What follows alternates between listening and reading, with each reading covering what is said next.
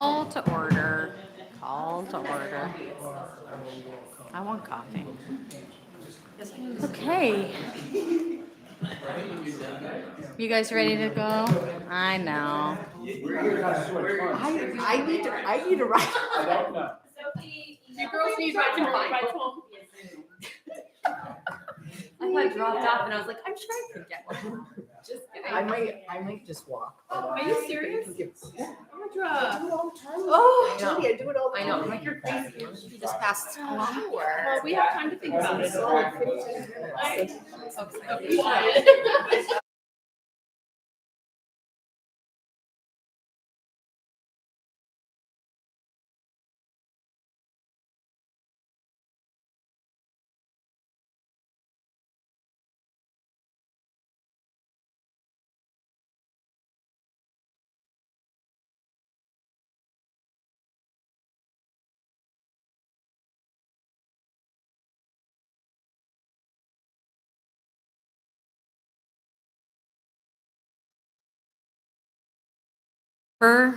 Extra, not extra, but new format meeting.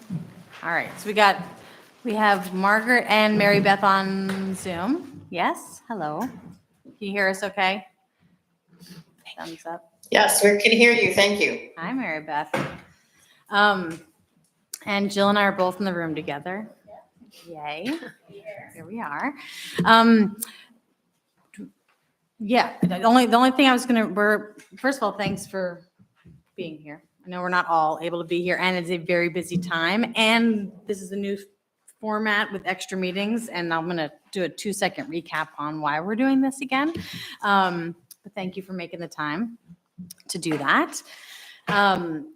A real quick recap, and it was sparked by a question that Chris asked me at the end of last meeting, which was a question specific to our budget committee discussions, more focused on the asks that are going to be in the budget and the numbers and kind of the things we have been, historically and would more typically do.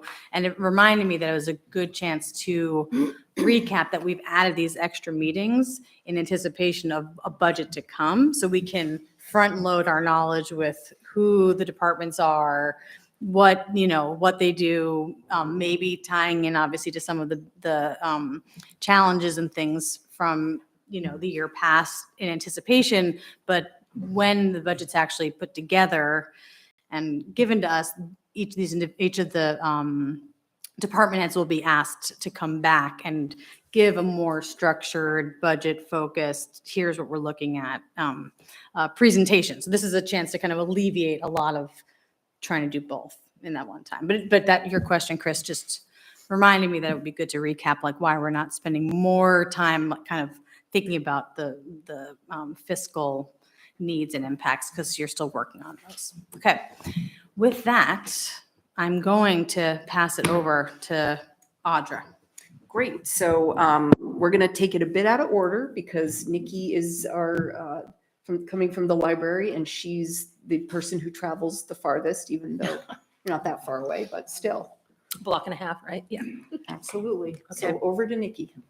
Okay, so I'm Nikki Mayonis, the director of the Camden Public Library. Can everybody hear me okay? Is this too loud? Good. So I just printed out and passed out the Camden Public Library, a week in the life of, and I won't take the time to go over that just because I know that, we're time constricted tonight. But I did want everybody to be aware of a few things about us that I think are really exceptional and exceptionally important. And the first one is that we are open 7 days a week. That's kind of rare for a public library. And we're open 7 days a week because our public really does demand that. Sunday, for instance, is one of our busiest days per hour. And we see families and people who just can't make it in, at any other time. We do 3 story times a week on Wednesday, Thursday, and Friday. We do 2 evening programs for adults on Tuesdays and Thursdays. And lots of other things are happening during the course of the week. We often have a Sunday afternoon program series in the winter. We have lots of virtual events as well as live events. Other things that I would like you to be sure to know is that roughly 80% of Camden has a library card. That's really an astonishing figure. You can take it from me that generally speaking, nationwide, it's more like in the 60s, sometimes in the mid to high 60s, but 80% is really quite astonishing. So along with the citizens of Camden, we serve the children of our 5-town school district as well. And we do that, that's a conscious choice that we've made, because when we go into a classroom, we can't just talk to the Camden kids. We need to talk to everybody. And we believe it's part of our mission to make sure that children can read, that children are literate, and they make good citizens later on in life. So we do all of that. We have roughly 15 employees, not roughly 15 employees, and roughly 10.5 full-time equivalent. We're open, as I said, 7 days a week, 56 hours during that week. On average, we check out 19,000 items a month. Again, that's on average. And that's books and ebooks and audios and streaming movies and electronic devices, discovery kits, and lots of other things along the way. This year, we're on track to serve about 175,000 visitors during the course of the calendar year. Last year, we offered about 1,200 what we call learning programs. You know, this is all of our programs are learning programs during the course of the year. About 19,000 people attended those programs during the course of the year. And that was in person, but the virtual attendance was really pretty astonishing. It was over 220,000 virtual attendees to those programs during the course of the year. So I mentioned all of that to you because I just want everybody to realize that. Hey, Mary Beth, will you mute your.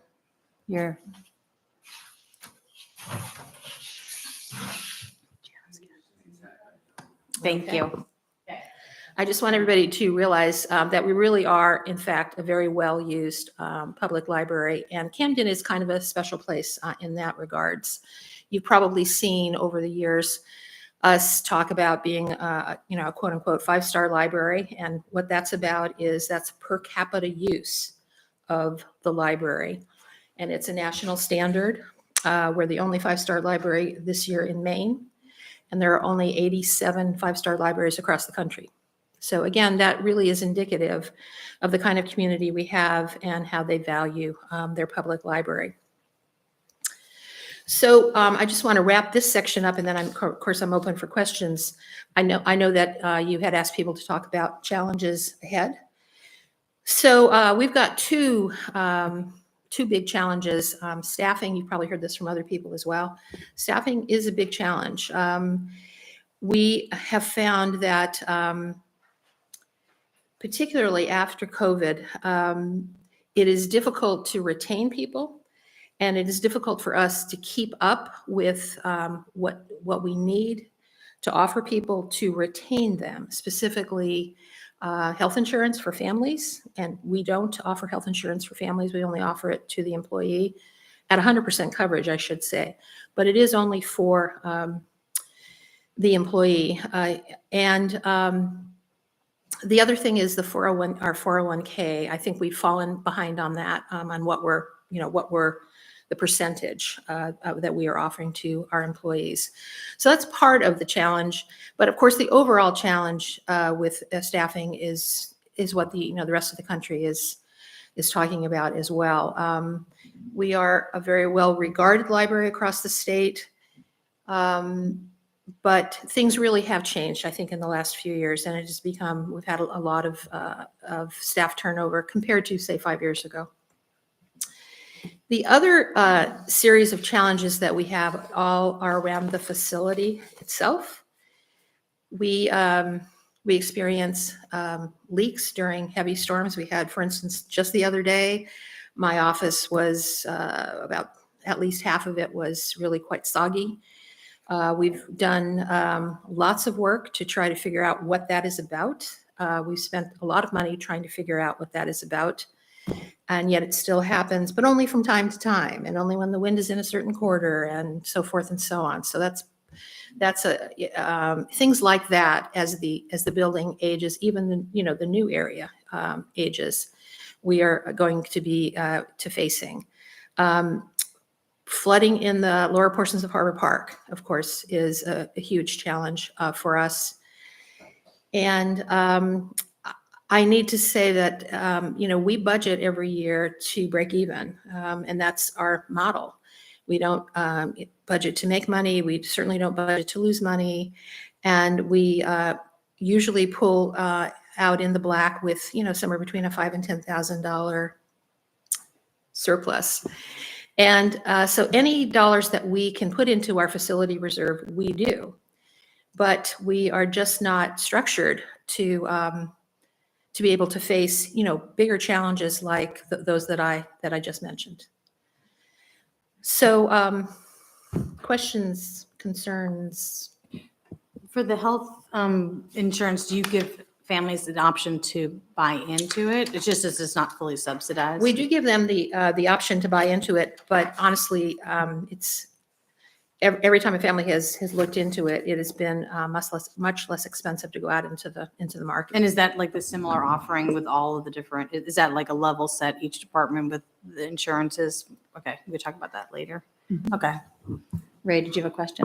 On the Harbor Park flooding that you Yeah. mentioned, Harbor Park, the Library Board of Trustees is in charge of Harbor Park. How much of your budget is actually dedicated to Harbor Park? Well, we have about $60,000 dedicated to the amphitheater and the park, both. Right. Out of, our budget is close to $1 million. It is $1 million, actually. Right. And has that increased or decreased over years? It's gone up slightly, but only slightly. Yeah, I mean, there's not enough money in 60,000 to plug. No. Or to rebuild a seawall or something like that, no. I guess I have more of like a bigger picture zooming out question. So I know the library is its own entity and the town funds it. About half the budget comes from the town, correct? And the other half is fundraising and programs. And so your employees, for instance, your staffing challenges, are they being offered what the town employees are offered, or is it it's just totally different than how you're operating? So it's an interesting arrangement that we have. The facility itself does belong to the town, the building and the two parks. But the gift was, when it was originally given in the late 20s and early 30s, it was to be under the authority of this Board of Trustees. And that was the arrangement and has been the arrangement ever since. So we are not a town department. And roughly a half of the library budget is funded by the town, and the rest is fundraising of, and you've all, I'm sure, are aware of the kinds of things that we do, the weddings and the annual appeal and so forth and so on. And it's a perpetual kind of thing. And the employees they're not town employees. So it's all separate. Does that answer No, your that question? definitely answers my question. So Yeah. oh, let's go. Okay, Sorry, that's not saying. because you have a happy story. Courtney has a question. Well, and it's Mark sort of has a- kind of tied in, and I know, because it's separate, but what would it, I don't know if maybe if it was able to get tied into, and I don't know if it's a possibility, but to get tied into like how the departments have their own structure of health insurance and that sort of thing, would that bring down the cost of insurance for library employees? We've looked into this a couple of times in my years, and actually, I think insurance for us, because again, we're only including the employee, and it's my understanding that the town does cover families, right? 80%. Yep. 80%, right? It would be far more expensive for us to do it that way. That's my understanding, and we have looked at it. First, I have a story, but first I want to ask a question about, I've noticed over the years, the 6, 7, 8 years I've been watching the budget, that it's pretty much stayed the same at about $1 million a year. It's risen a little bit, but not much. And Usually 3 to 5%. yeah, but each year. that's really not much. Yeah. But now with what's happened with employees around the country, we've heard it with the police department. And has there been discussion about making a serious higher budget so that you can retain your help? Because at some point, you're going to have to join the real world, I think, in terms of where it is. I mean, for people that don't know, the town provides half of the funding and they raise half, which is an astonishing figure every year.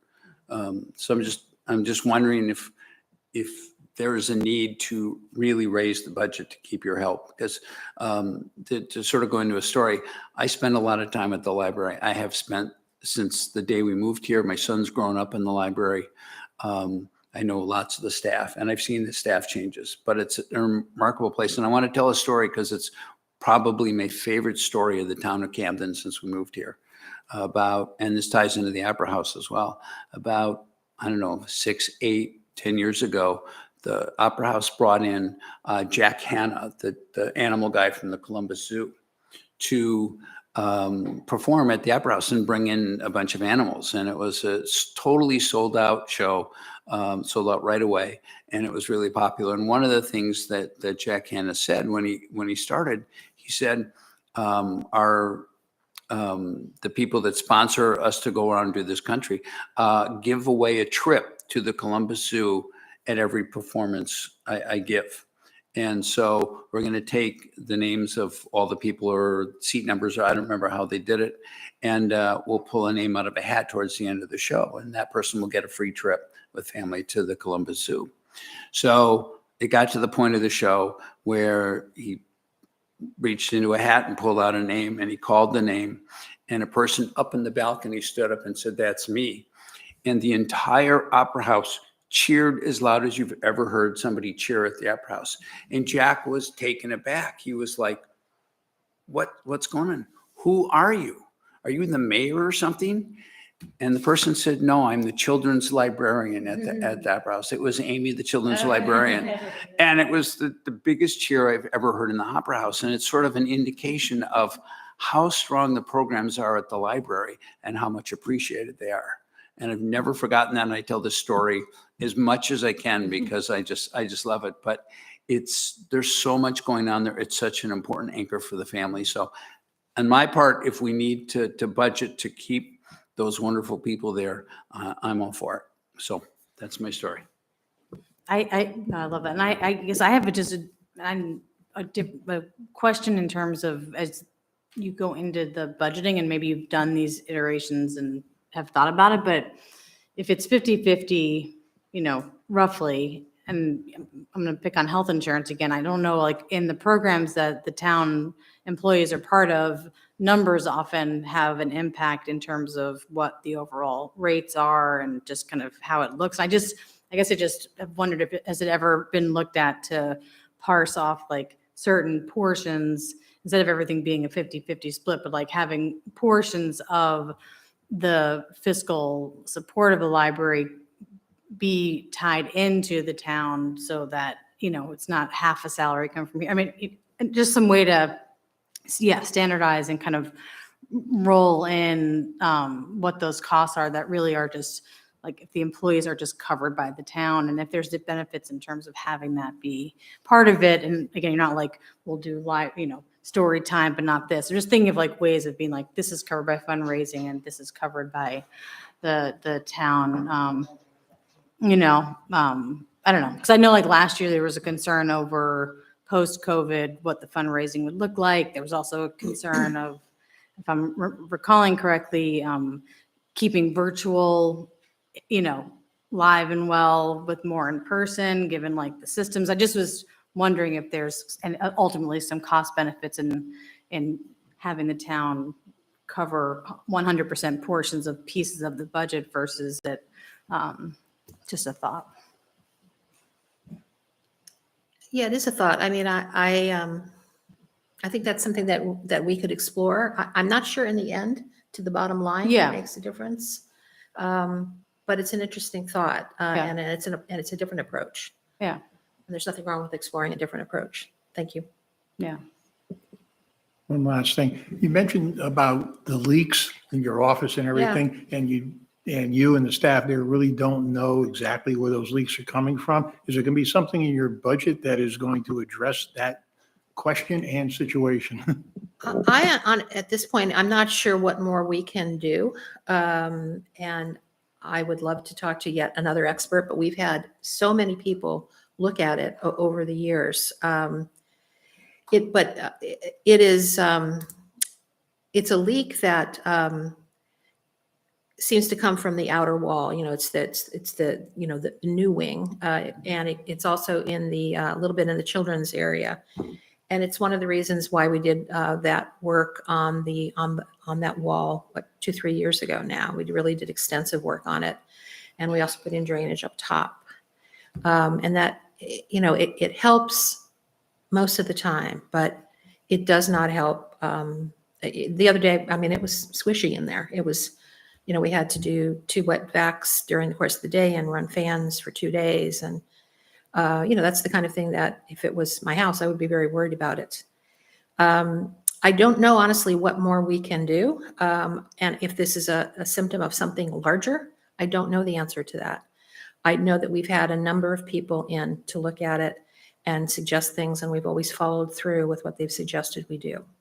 And Ray, I'm glad you circled back to that. That's another huge bucket where like when we start talking about the environmental, impacts and the seawall impacts. And if there's studies being conducted on, I'm just thinking again, it's like there's like a harbor park, like there's chunks that like maybe there's going to be grants eventually that get looked at to start to assess like pulling out and having kind of all of the buildings potentially impacted to look at, right, how those are allocated in that funding versus like, hey, library, you're leaking again, So that just comes in that other area of like, is there going to be an environmental study and different things that ultimately impact more than just the library, but tie in versus like anyway, so I'll get off that area, but that just brought that back of are there other funds and things that are being needed and potentially allocated?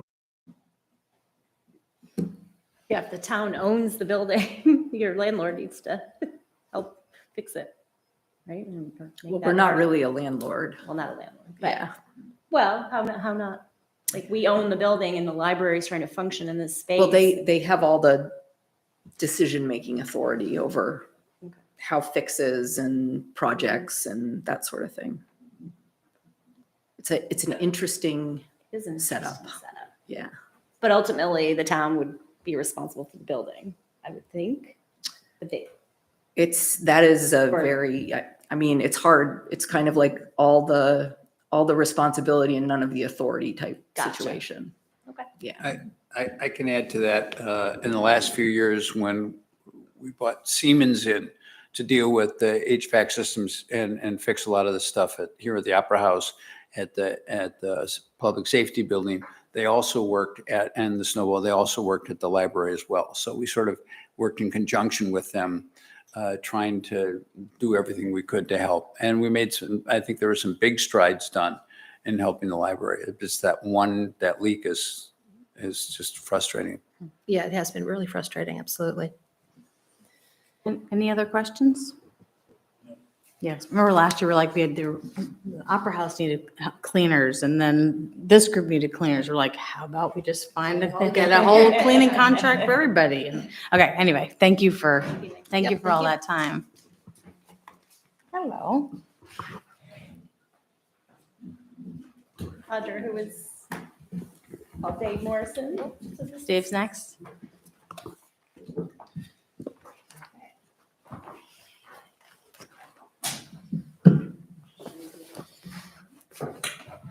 Good evening. I guess what I'd like to do is just give you a quick thumbnail sketch of what the Opera House is and what we do. So my apologies in advance if I tell you things you already know, but here it comes. So the Opera House is a restored Victorian theater. It was built in 1894. It was renovated in 1994. It has 485 seats. And if you've been in it, it's lovely. It's sonically great, and it's just a beautiful space, and we're really happy to have it. We're sort of unique in that we are a town-owned venue that does both in-house productions and rentals. And so I just want to talk for a minute the difference between those. An in-house production is like last night. We had Noel Paul Stuckey. It was a great night. It was an unveiling of a portrait for him. And so when I say it's an opera house production, that is one where we go after the artist, we negotiate a contract, we pay the artist, and then all the ticket revenue comes to us. So it's our show. A rental event, on the other hand, is like the show before, which was the Camden Ballet Theater doing Rudolph Jr., which was really fun.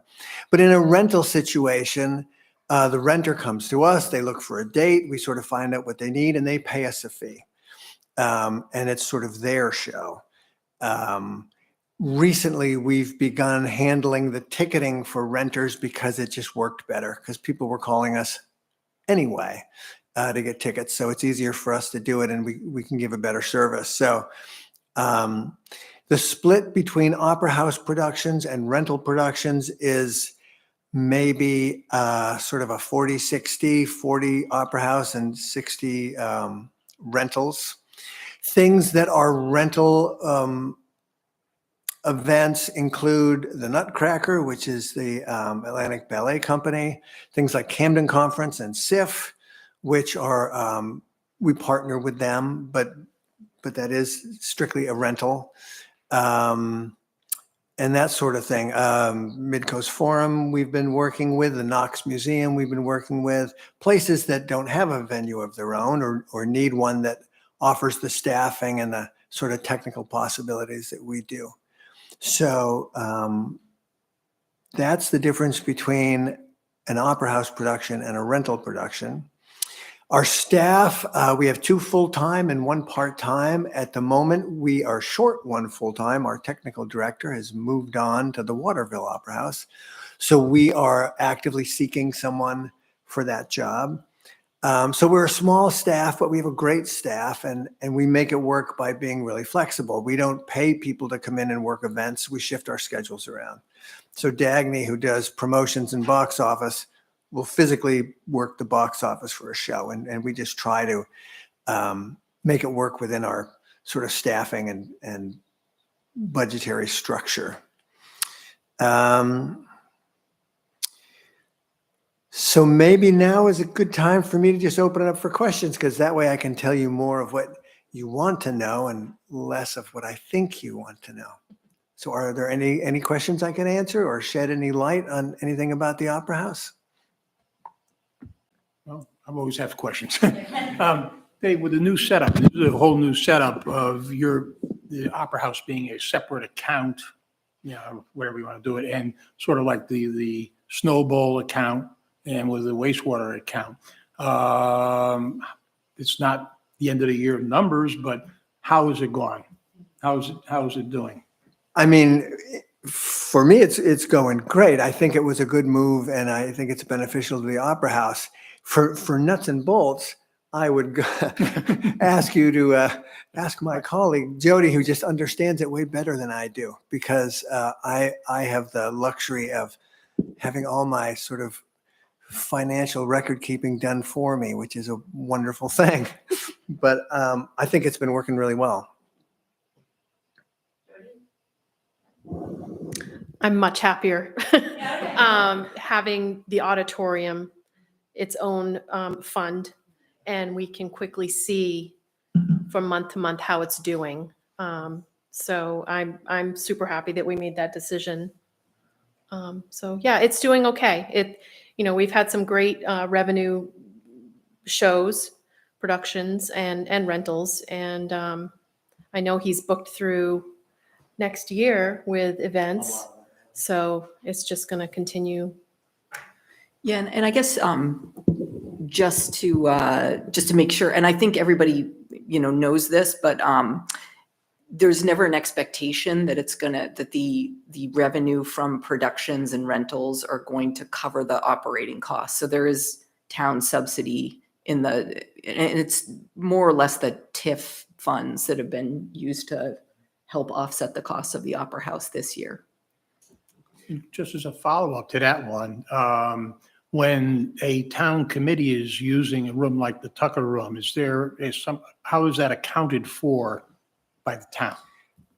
I And mean, financially, Jody's probably the one who's going to answer that, but well, it's just a service we offer. There's no charge to the town, if that's what you mean. there's no trust charge or anything like that. No, not for town functions. But if I may, you bring up some interesting points. Two quick things I'd like to say. One is a study was done by a UMaine grad student a number of years ago about the impact of small theaters on towns. And it was really interesting because this person did a really thorough investigation of not just small towns and not just New England, I mean, nationwide and Europe. And if you boil it all the way down, what they found was two things, which is theaters like ours don't make money. They don't profit. They're not meant to. But there's all these other ways that the towns benefit in ways big and small. Things like high school graduation rate, crime rate, property values, revenue for, lodging and restaurants. So I think in the end, a place like the Opera House has a wonderful, far-reaching, big effect on the town that is not always immediately evident. And the other thing I will say, when I'm talking about the difference between a rental and an Opera House production, one noteworthy thing is a rental is a guarantee.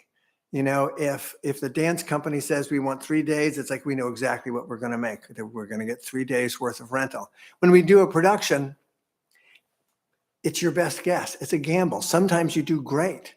Sometimes you don't. And sometimes and sometimes you see something that you think, I would really love to bring this to the town. I think it's unique. I think it's good.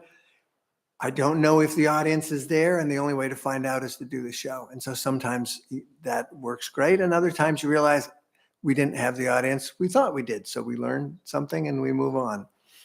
Do you have the 40-60 Opera House rental split? Does it tend to fall that way just based on outreach and interest? Or have you gone into it saying and again, it's not about, all the revenue or for profit, but is there to say, this is kind of where we have to land in terms of those bookings to make the budget make sense? Or does it, does the 40-60 tend to fluctuate? I think it fluctuates a bit, and I think it sort of ends up there on its own. It's not that we manipulate it that much, because the rental, you just don't know. And, sort of by our charter, we offer 3 price levels.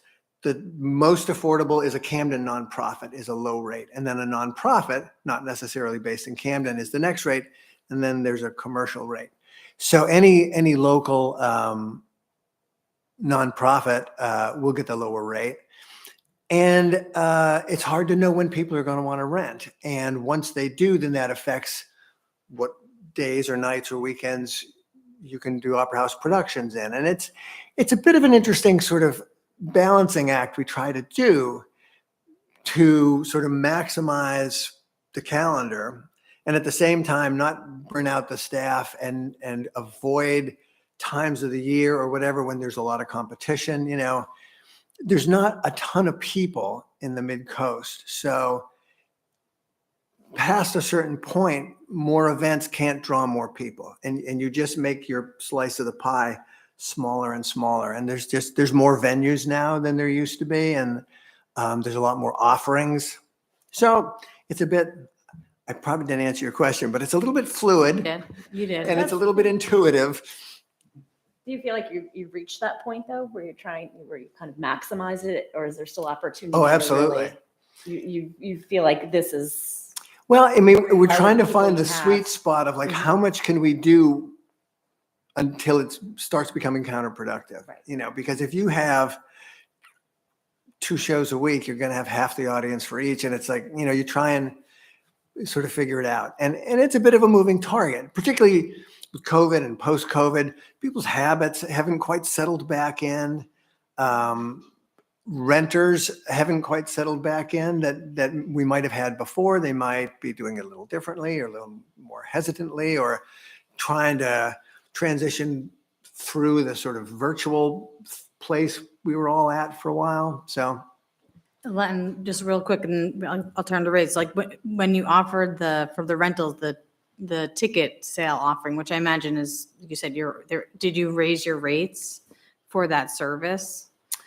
we have not. Because it was sort of a pilot program. And the problem is a lot of the renters are super cost conscious and they don't want to do it if it's going to cost them more, even if it makes the experience better for everybody. So we kind of bit the bullet and said, you know what, to have an outside person do their own ticketing is very often a mess and confusing to people because they intuitively think the show's at the Opera House, that's where I get my tickets. So you spend all day saying, no, I'm sorry, you have to call somewhere else. And, it wasn't a great system. So now, because we're able to do it, it has made it a much better experience. And the thought is kind of like, well, if the goal is just to really make the Opera House a more sort of smoothly run and professional entity, it's kind of worth it. And we make it up in other ways over the course of the year. Okay. You're offering that service though, so I'm just, Yeah. you're saving them cost and time in terms of just having to do it themselves, so.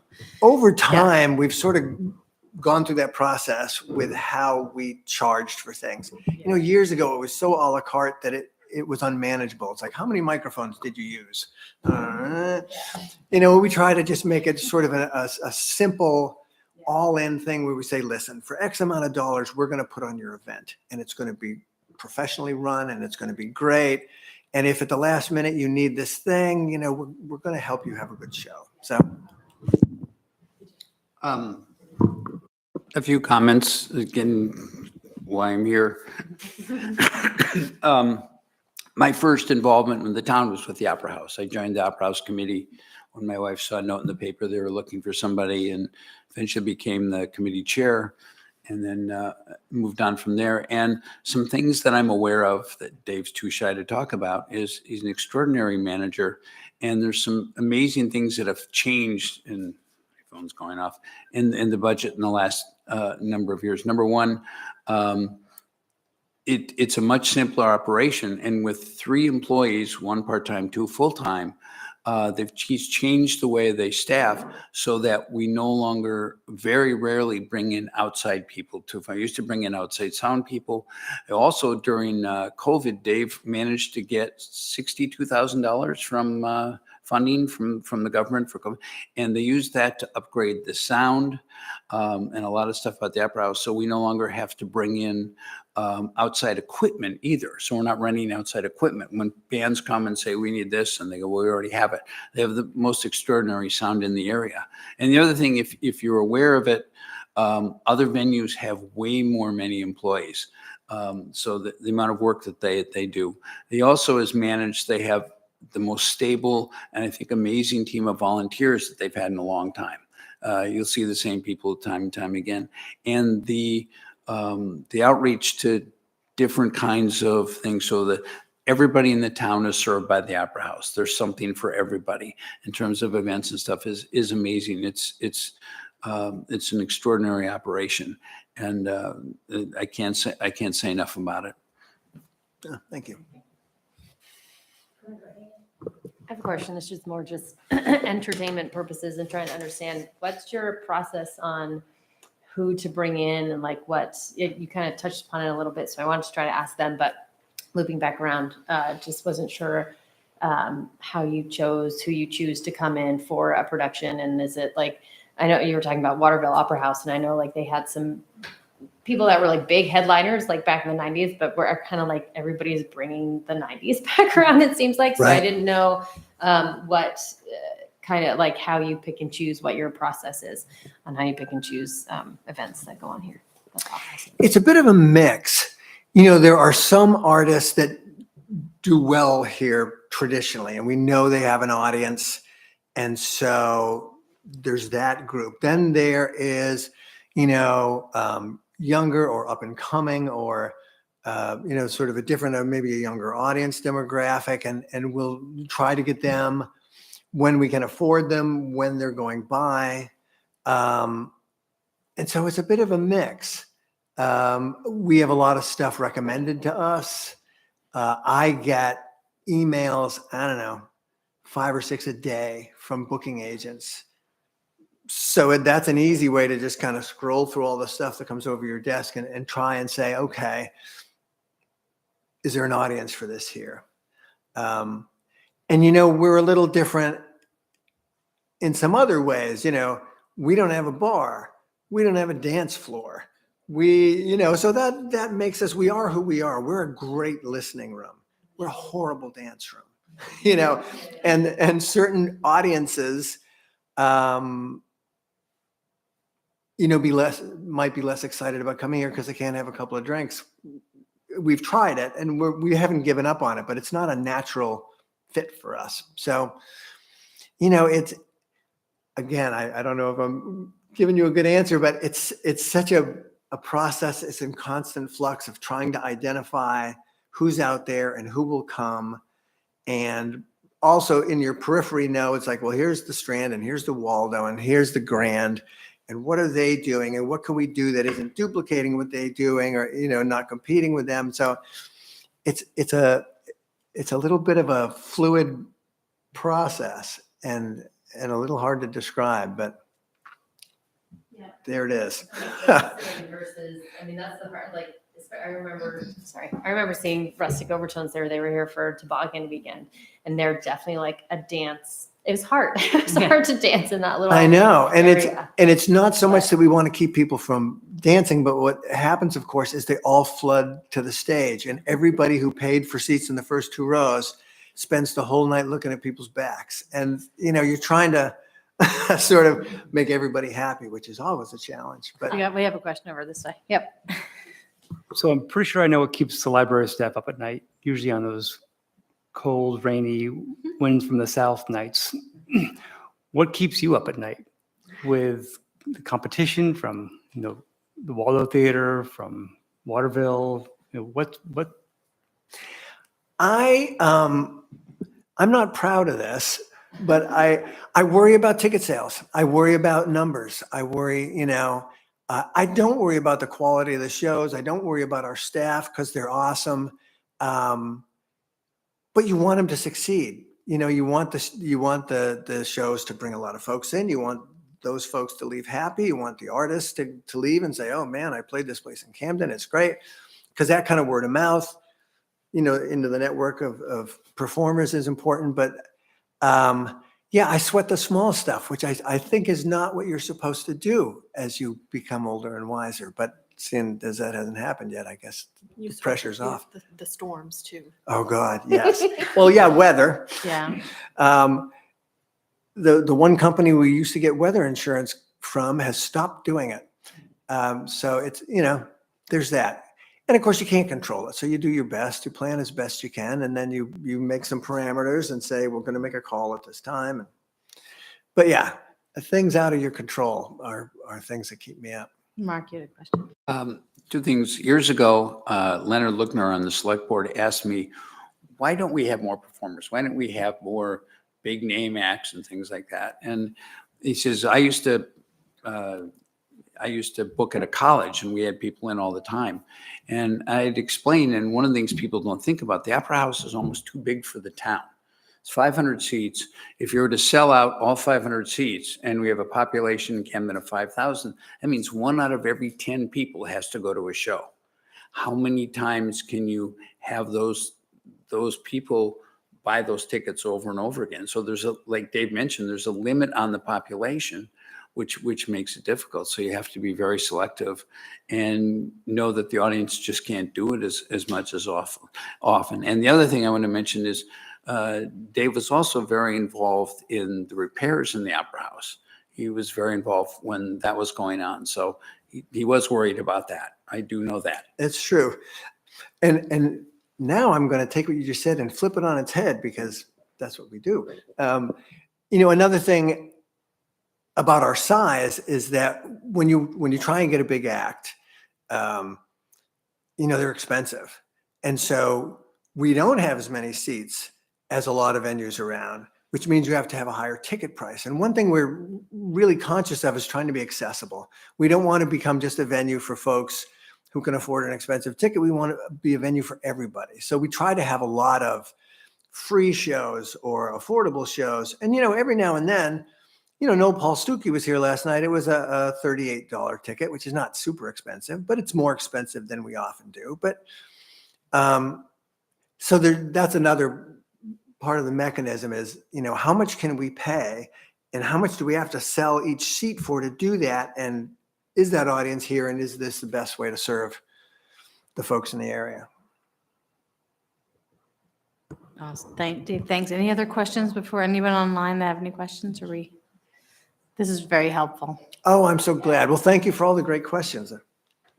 Thank you. Yeah, thank you so much. My pleasure. Okay.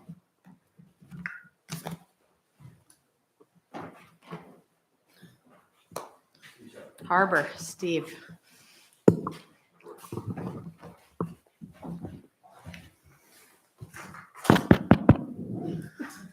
Good evening. I don't know if I can follow Dave. He's pretty smooth. But I like the thumbnail sketch. I can give you a quick thumbnail sketch of what the harbor department does. We've got, basically we manage the coastal harbor, the outer harbor, and the inner harbor. It changes obviously from early spring to summer to, oh my God, August to then the fall season. Basically the outer harbor, we go pick up once a week a resident that's run out of gas somewhere between us. If it's within 40 minutes there and back, we'll go get them. And that we usually make money on that because they're so embarrassed they pay us money not to tell anybody they ran out of gas.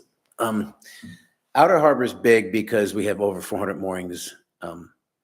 And so in the beginning of the season, I'm managing that with my inspection team where I think I had maybe half that when I first started 22 years ago. So by carefully managing that and moving stuff, we can get more boats in safely. But we're busy in the spring, doing that. In the inner harbor, we've got 6 different facilities. Well, in the outer harbor, we also have, I forgot to say that we have Steamboat Landing, which is the public launch ramp. And then during the summer, we check that on the hour to make sure it's not getting misused. In the inner harbor, we've got the day sailor float system. We've got the South Dinghy storage, which is right in front of my office. We have the overnight dock system. We've got the finger floats, which is for boats that are less than 22 feet. And we have the fisherman area, the fisherman floats and the hoist. And then we have the inner harbor floats. We also have the library park floats that serve the 3 schooners. We manage the public landing and the cleaning and the management of the public landing restrooms. So I have an assistant that comes from 2:30 to 6:30 and or until every boat is docked during the summer season. I have a receptionist that comes in 7 to 11, does stuff like, writes the notes of the 50 phone calls I got on the landline. What else? We have a pump out boat, which is that runs all the folks that need pumping out. So I have a pump out boat operator that comes Friday, Saturday, Sunday, Monday, 6 to 10 hours, depending on what time of year it is. I have 2 young adults that help clean the public restrooms. It's a good time. Good question, Steve. I kind of remember last year coming to the realization that the fees that we charge pretty much cover the harbor budget, which I was very pleased about. Do you ever look at what other towns that are similar with similar harbor are charging for licenses and moorings and the things that we charge for? So we look at that to make sure that we're kind of increasing like everybody else. Definitely. Okay. And then my other thing that I would love, maybe this is a select board thing, the bathroom. I know this comes up. It is really atrocious. And for such a it's old. They're old. Full of, the harbor, the park, everything else is just so beautiful and perfect. And then that bathroom. We're in the process of redoing the interior for next spring. That's good news. But that being said, that's, that's only a temporary redo, because like you said, they're in really bad shape. And I know Steve is excellent with this sort of thing. But there's only so much I think that anyone can do given the aging condition of them. So one thing that Jeremy Martin mentioned during his presentation that he's working on now is the grant-funded engineering design work for redeveloping the public landing. And we're using the master plan that was approved in 2013 as sort of the guide for that. And that showed demolishing those bathrooms and then redoing the building that the chamber's currently in with new restrooms and facilities for And if you boaters. know me, I don't like demolishing anything, but I will be happy the day we demolish those things. Yeah, and I mean, there's reasons beyond just the age and condition of the building. It's just not a great location for the circulation of people and vehicles around the public landing. It really sticks out in the middle of it. So there's a lot of benefits, I think, to relooking at all of that and kind of moving on from those restrooms to something different. Audrey, you're going to be annoyed with this question, but can that grant include looking at Harbor Park in terms So- of what the? That particular one can't, because of the way that it was written. It's specific to the landing, but there's been other work that has looked at Harbor Park. So there was an engineering study. It was very high level, and it was done in, I believe, 2019. It was at the Penobscot Bay Resiliency Project. They looked at like 10 communities, Camden being one of them. So we do have, information about it's very high level. So yeah, there are other grant and funding opportunities, but I think it's a bigger conversation about the seawall and the area that's filled, that's used to be part of the intertidal zone. So I think that, yeah, that's a bigger conversation that needs to happen before we can talk about what's gonna Gotcha. go on there. Karen, let's get Karen a microphone. There's a report that Lake Beach is one of the most foul beaches on the coast. Is this anything to do with what's being pumped out illegally by the boats in the harbor now? I can answer that actually. So we got a grant a while back, and we did extensive research, and they did not find that it was from the boats. Every time we had a high rain event, it spiked, meaning that it's something coming from land. It's the I&I issues that we talked about with Dave St. Laurent. Like, Pearl Street was basically, what do you call it? It was basically a leach field. And so if you think about like, that's just Pearl Street, think about all the other streets with pipes in the same condition and all of that, exfiltration. And we talk about I&I, but we said it's really an E&I problem, stuff getting out of the pipe, stuff getting into them. And I think, sorry, I'm changing the subject, but I think if we're talking about challenges coming up, Steamboat Landing is definitely one of Steve's sort of biggest headaches, given the area where it's located in and how it gets battered by Yeah. winds and It's done well. waves. This past summer was the 23rd year that both the concrete ramparts and the wooden floats that served this 23 years. And it's hard out there. They get beat up. So the last 3 years, I pick the worst ones and I try to rebuild them with the public works, do what we can. But I told Audra that this next summer that's the last summer. So we got to start thinking about some money and I've got quotes. So it's. Ray, do you have a question? Well, just a comment really, but I live close to Steamboat Landing. And after every big storm, I go down there to see if the stones, or what do you want to call them, The ramparts, yeah. Bring ramparts, how far up the road they've gone. They got tossed. It's like how far they've been tossed. Yeah. And it's every year. I mean, it's been thrown up there. I hope there's a long-term solution for fixing that, because it's got to be a cost factor. And there's other issues associated with that. One other question though, too. Last year in about, I don't know what time of the year it was, maybe about February or March, you had to basically dig up a boat that had sunk in the outer harbor. Any report on what happened there? It was neglected by a resident. You let it sink and then didn't take care of it, and the town had to, and we're in the process of getting money back from that. But yeah, that's one of the things that obviously myself and my department have to deal with. Excuse me. Do you generally, I mean, obviously that boat was there November, December, when most boats are out of the water. Does anybody alert you to the fact that there's a boat there, or? Yes, if someone's, there's usually like 5 or 6 boats that are left on moorings. And a lot of times it's because they're about to do something with them. They're going to deliver it to New Jersey or whatever. This one, the gentleman said he was going to take care of it, and then he never did. Any other questions or? As always. Sarah, I have, Go ahead. if I may, just a couple of comments and answers. The first one is the Harbor Committee reviews the fee schedule every year and proposes increases or changes to the fee schedule to the select board. And that has been done this year. The Harbor Committee has reviewed the fee schedule, and it's going to come in front of the select board. The second thing I'd like to share is that Steamboat Landing urgently needs to be rebuilt, but also redesigned. And I think we really need to think how we want to redesign it so that we have more dinghy space.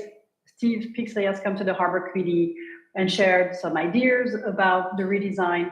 And I think we need to put it in the budget urgently because for a lot of people who visit Camden, it's the first thing they see about our town. And that's kind of miserable. The second issue is that Steamboat Landing is affectionately called the Worm, because if there's a lot of wind and lots of waves, that pontoon is just a jiggling worm. And for people who have not 100% mobility, it's a hazard. So we really need to focus on rethinking, redesigning, and rebuilding Steamboat Landing, if not this year, next, but very, very soon it needs to be addressed. That's all I have. Thank you. Thanks, Sophie. Mark, did you have? I was just going to say, unlike the Opera House and the library, I have a lot of involvement. I don't have a boat, so my involvement with the harbor is an observer. And I realize after 6 years on the select board, what I remember most about the harbor is that Steve would always come and say, we need to replace the decking, which is finally done this year, an extraordinary job of that. We need to look at this stuff. And then the lack of, when you look at how many boats come in and out of that harbor, and it just never hear of any problems. And it's, the long-term stewardship of that, I think, has to be acknowledged for managing all the people that come in and out of that harbor. So thank you for that. Thank you. Any other questions? Oh, go ahead. Question, just a comment. Years ago, I was on the Harbor Committee, and I understand how it functions. And when changes are made, it isn't just our decision here. These decisions are also made by other federal governments at the same time, because this is a federal turning basin. That's how it's designated. The other thing is, and changes are not easy. It takes a long process. The other thing was, when I was working at Main Boats and Harbors many years ago, I got a call from the harbor master in Booth Bay. He said, the feds have just been here. They've shut down Booth Bay Harbor because federal law says that you have to save a certain percentage for boats at sea in case of an emergency to come into the protection of the harbor and anchor out, which means the outer harbor. He said, they're leaving here in about 10 minutes. They're headed your way. I don't think you were the harbor master of town. You may have been, but I called Willard White and I said, Willard, we're in big trouble, because I was in the Harbor Committee at the time. there's so many things we have to look at that most people are not aware of when it comes to the harbor and how it's regulated and what we can and cannot do, that it's a long process. I just wanted to let you know that. No, that's, thank you. Okay, wait for my, Which side? I don't know. If you're talking about already having quotes and things for Steamboat Landing, are you able to share those now, or will we get that when we get our packet? We can't really hear you.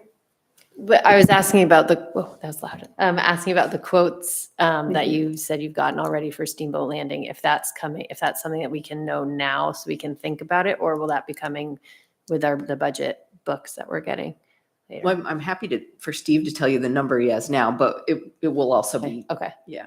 Yeah, so for the 8 floats, I have one, a rough quote at 19,000 per quote. And then I have another quote at 14,800, which is a little cheaper. And that's because they're going to try something a little new, more steel and less wood. So we can make a decision on that. As far as the ramparts at Dan Ford, to fix it the way it was with all brand new ramparts, that's plus he's going to tie into the big ramparts, which they've never been done before. That was 22,800 for that. I'm looking with David St. Laurent to see if a company will actually come and just do a monolithic pour, 24 inches thick, just some massive thing. Don't know if they can do it, but that's what I'd like.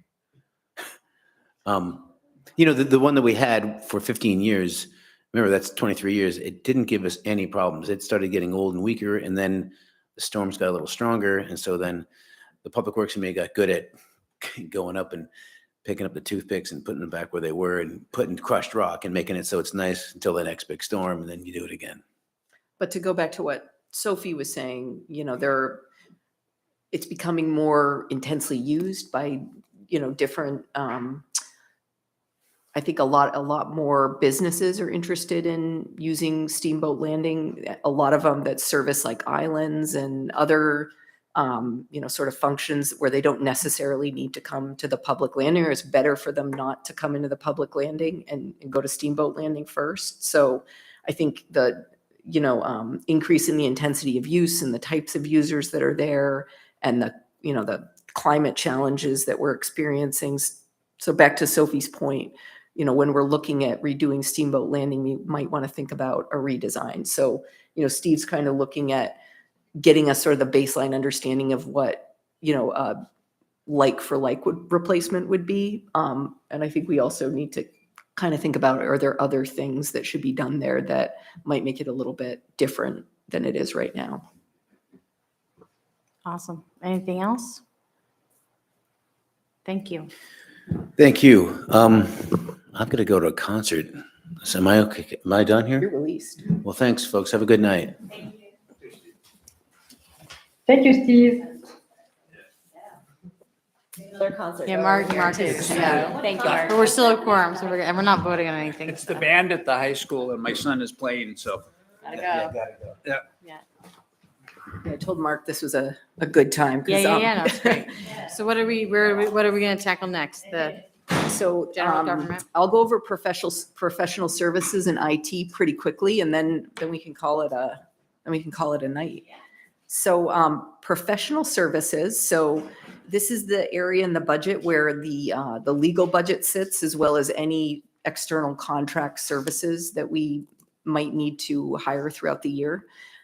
So when it comes to legal department, we have a fixed price contract with the town attorney. And we also have the bond counsel, which is a very specialized legal service and something that we don't need to access every year. But when we know that we have sort of an upcoming bond or loan or anything that we would need their assistance for, we'll budget money for bond counsel. For the professional services line, it's sort of one place that is kind of like a small pot of money that we in the past used for sort of more unanticipated expenses that we might need to hire like a consultant or outside professional for support with.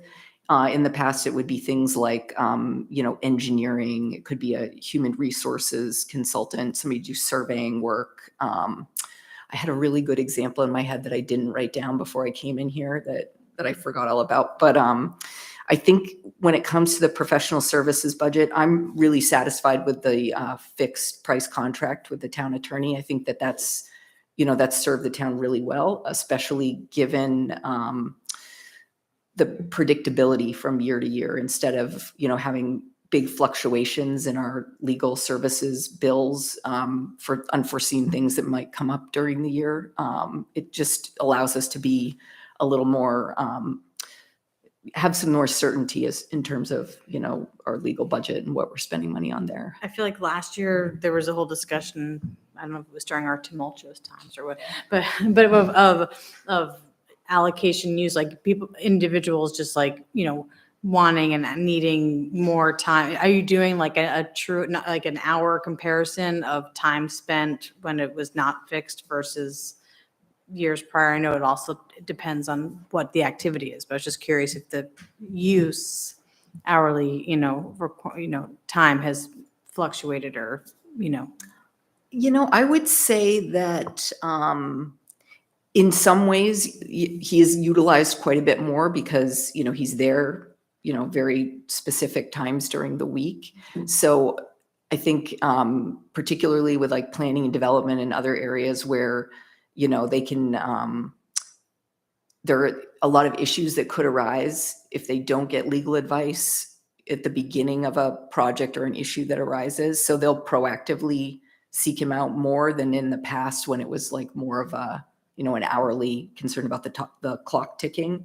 So, it'll be a lot of kind of small questions they'll come to Bill about, and I think Randy talked about the increased freedom of access or freedom of information request down at the police departments.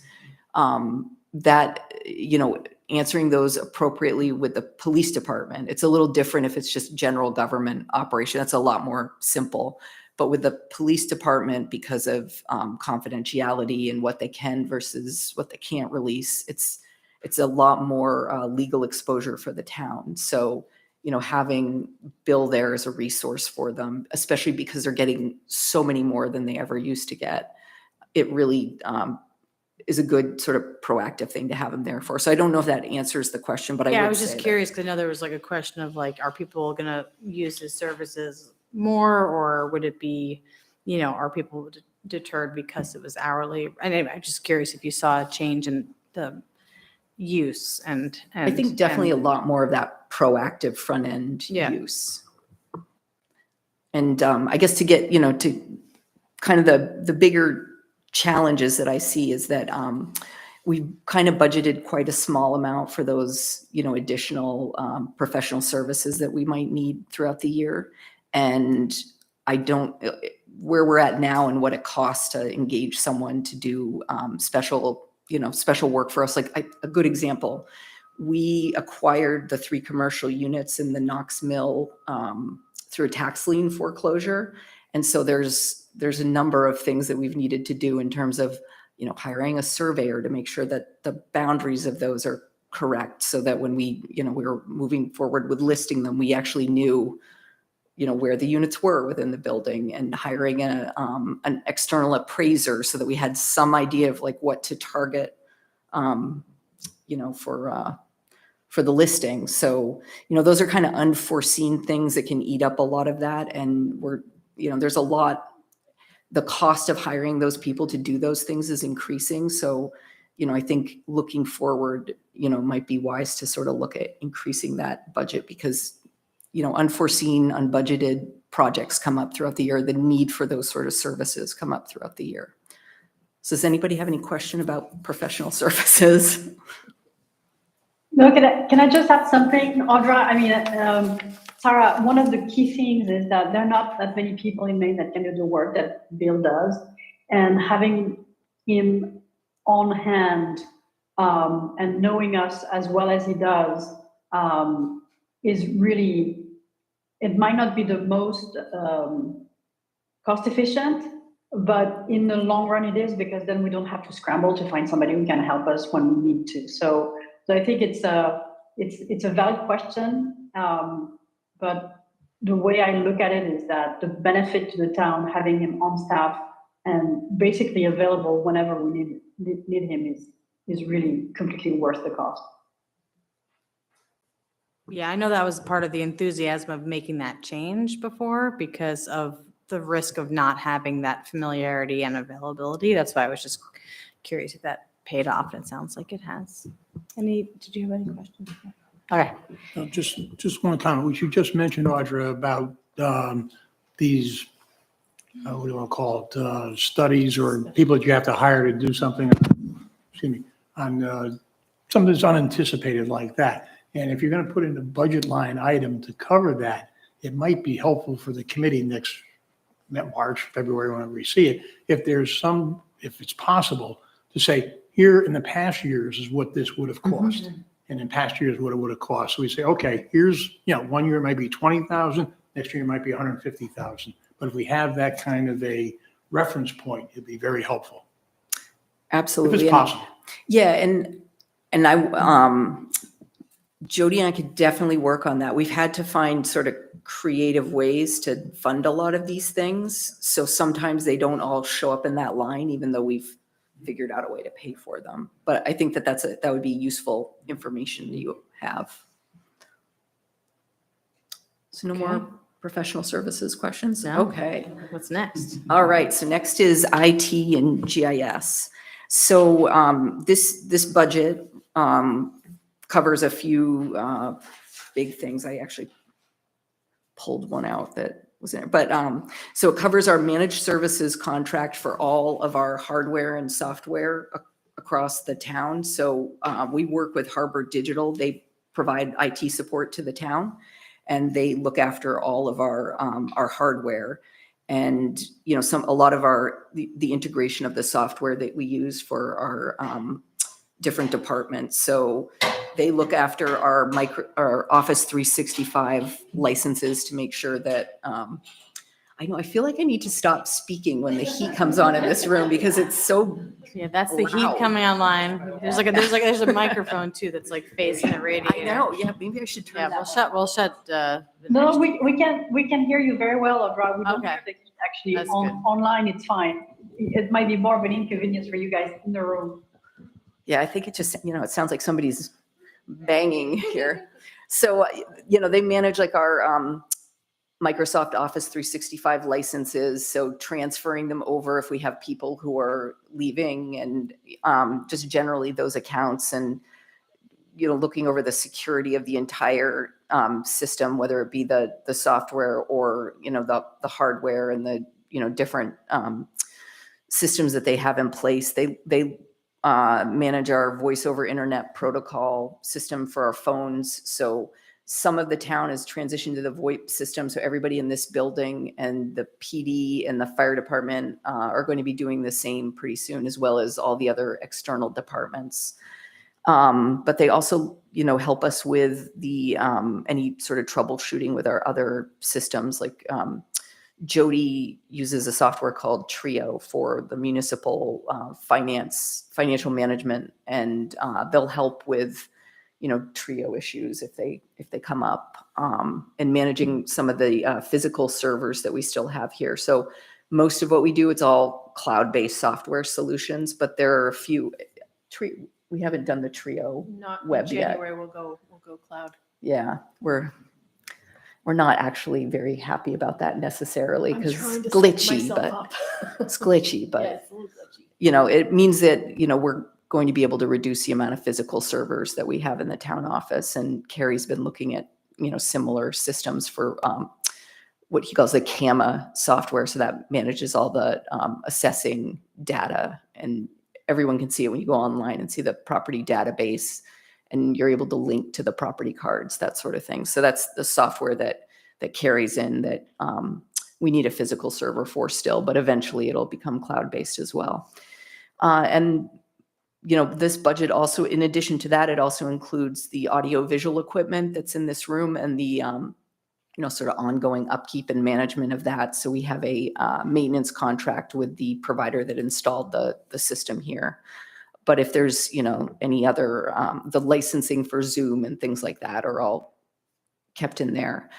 Also, the GIS system, and this is probably one of the biggest areas that, I think we need to start paying attention to. So the GIS, is everybody familiar with the property database and how you can I know Jill probably uses it all the time, but you can bring up different, we make as much of our data or all of our data public. So you can go and look at, the map of our sewer system and stormwater system. You can click on different, elements to look at our sort of record keeping and management of the, the different aspects of that. So, GIS it's becoming really ubiquitous for municipalities and how we manage our infrastructure and, how we do our planning work for both infrastructure as well as land use.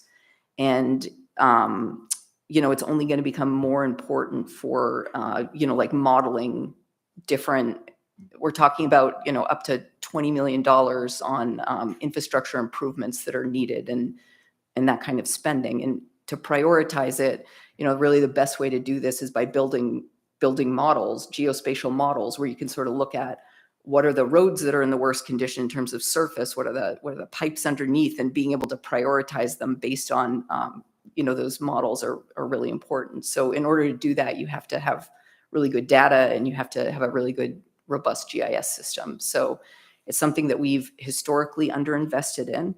We're trialing having our deputy assessor be the GIS coordinator for the town. And we found that's really necessary because when you have different departments that need ArcGIS is the software that we use for different purposes, it can get really unwieldy with the licensing for that. And they're expensive licenses. So it's important to know who has what and what are they using it for? And are there any efficiencies? Like, is there a department that has too many licenses that, one of them could be moved over somewhere else so that we could get rid of completely? The database is actually a company called CAI that takes that ArcGIS data and is able to present it in a more user-friendly, public-facing system.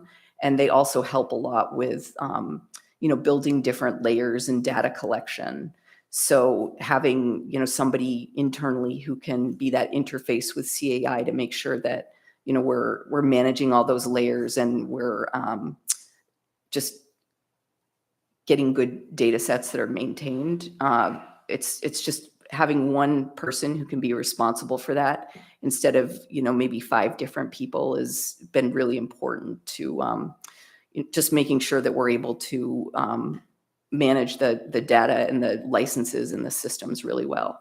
So, that's something I would like to look at when developing this budget is keeping that going and, just building our GIS capabilities, because it's going to be something that every municipality starts to use. And we're definitely at a point where, we need it for everything that we're doing. And if we ever get, if we ever become a community that has to work with the DEP on stormwater, they're called MS4 communities. All of them are completely dependent on GIS to, manage their permits. So this isn't a new position, the way I'm reading it. It's the current deputy assessor that is now Yes. doing 15 hours a week. In GIS, yep. Yes, okay. Yes. Oh, and another thing, all the sort of communication, so I guess you'd call it communication systems. So like our website, our text alert system, also different departments who do like online licensing and permitting, that budget also sits in here as well. And I'm not trying to deviate, but from last time, I just kept thinking Pearl Street is a leach field.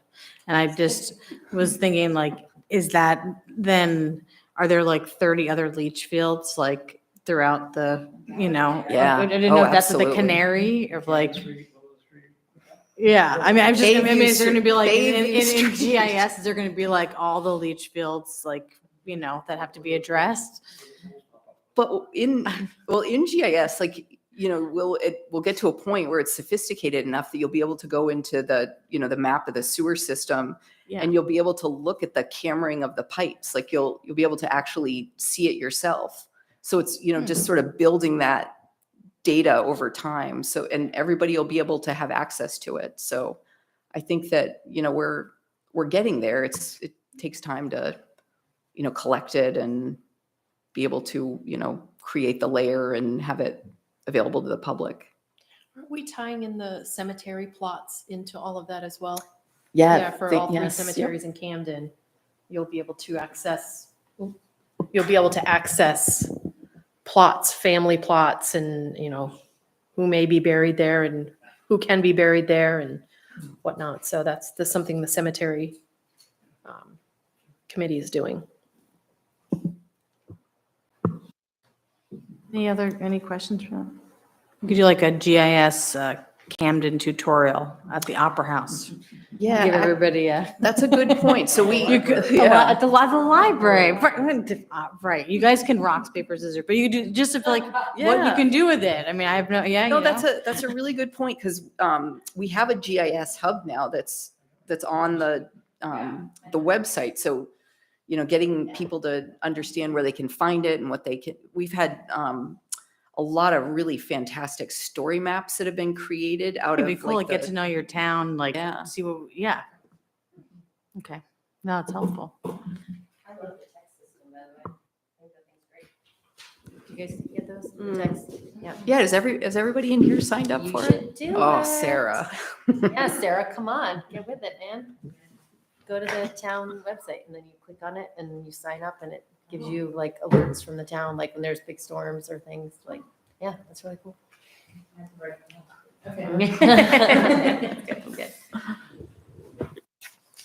So that's it for. Anything else for another informative and any other questions, comments? We're just building our knowledge, gearing up for March. So we have what next?